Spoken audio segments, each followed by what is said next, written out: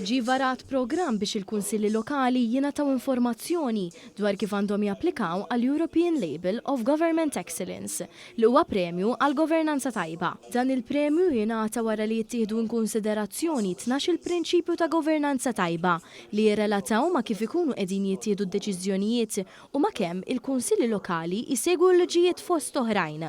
Il-prinċipji ewlenin għal governanza tajba fir-rigward tal-kunsilli lokali jinkludu fost oħrajn ir-responsabilità, ir-rispons għal ħtiġijiet ta' residenti, l-effiċjenza u l-effettività fit-twassil ta' servizzi, it-trasparenza, il-kompetenza u l-innovazzjoni.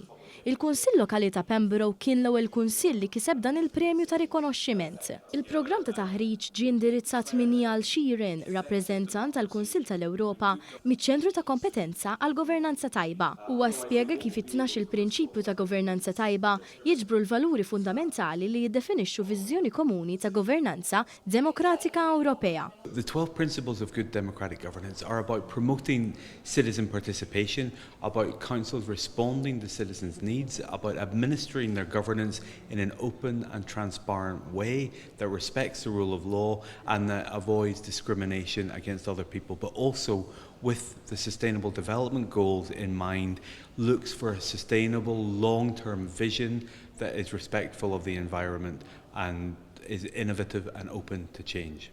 Preżenti għal din il-konferenza tal-aħbarijiet kien hemm is-Segretarju Parlamentari għall Gvern Lokali Alison Zerafa Civelli li rimarkat li jekk il-Kunsilli Lokali jimxu ma' dawn it-12 il-prinċipju, ir-residenti f'kull lokalità jista' jkollhom ħajja ferm aħjar.